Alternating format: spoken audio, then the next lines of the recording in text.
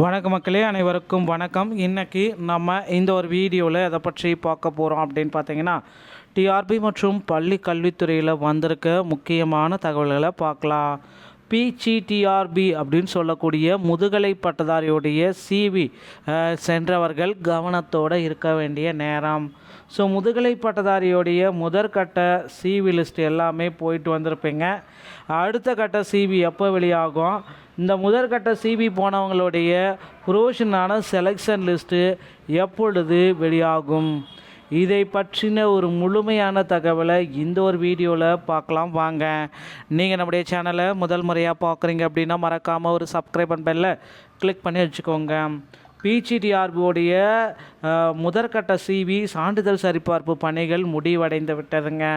Almost பார்த்தீங்க அப்படின்னா சான்றிதழ் சரிபார்ப்பு முடித்து எல்லாருமே பார்த்திங்கன்னா வெயிட்டிங் லிஸ்ட்டில் வைக்கப்பட்டிருக்காங்க. இவர்களுக்கு ப்ரொவிஷனான செலெக்ஷன் லிஸ்ட்டு என்றைக்கு வெளியாகும் அப்படின்றது இப்போ கேள்விக்குறியாக இருக்குது. ஒருவேளை ப்ரொவிஷன் செலெக்ஷன் லிஸ்ட்டு வைப்பாங்களா, இல்லை காலி இடங்கள் ஃபில் ஆகாத காரணத்தினால செகண்ட் சிவி லிஸ்ட்டு வெளியாகுமா அப்படின்ற மாதிரி கண்டிப்பாக யோசனைகள் எல்லாமே எல்லாருக்குமே வந்திருக்கு. செகண்ட் சிவி லிஸ்ட்டு 100% வெளியாக மக்களே, கவலையே வேண்டாம். ஸோ அடிஷ்னலான சிவி இவங்களுக்கு மட்டுமே நாங்கள் வெளியிடுறோம்.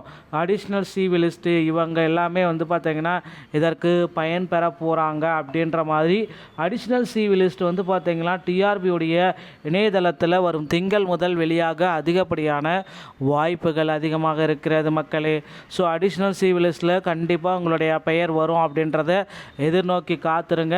கண்டிப்பாக அடிஷ்னல் சிவி லிஸ்ட்டில் உங்களுக்கு ஒரு நல்ல பெயர் கிடைக்கும். 60 mark, 62 mark, 70 mark, 75 mark, 80 mark இப்படி இருக்கிறவங்க எல்லாருமே பார்த்திங்கன்னா அடிஷ்னல் சிவி லிஸ்ட்டில், அதாவது செகண்ட் சிவி லிஸ்ட்டில் உங்களுக்கு வாய்ப்புகள் கொடுக்க போகிறாங்க. 62லேருந்து 85 மார்க்குள்ளார சிவி லிஸ்ட்டில் குவாலிஃபை ஆகி சிவி லிஸ்ட்டில் பேர் வராதவங்களுக்கு மீண்டும் ஒரு வாய்ப்பை கொடுக்க போகிறாங்க. இந்த வாய்ப்பை தயவு செய்து பயன்படுத்தி கொள்ளுங்கள். அடுத்து, முதுகலை பட்டதாரியுடைய காலி பணியிடங்கள் அதிகரிக்குமா?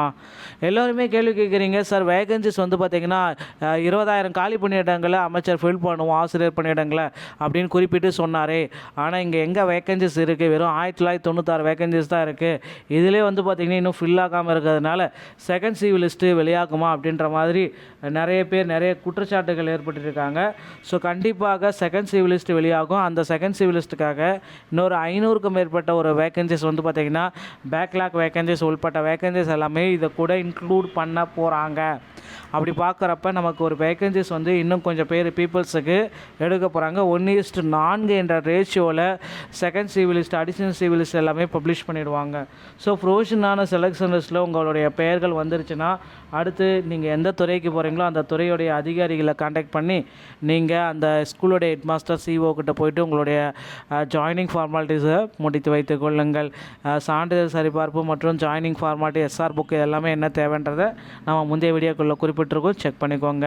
டிஆர்பி மற்றும் பள்ளி கல்வித்துறை சொந்தமான செய்திகள் அனைத்தையும் நீங்கள் உடனுக்குடன் பெற நீங்கள் நம்முடைய சேனலோடு இணைந்திருங்கள். மீண்டும் ஒரு நல்ல தகவலோடு நான் உங்களை சந்திக்கிறேன். நன்றி, வணக்கம், தேங்க்யூ.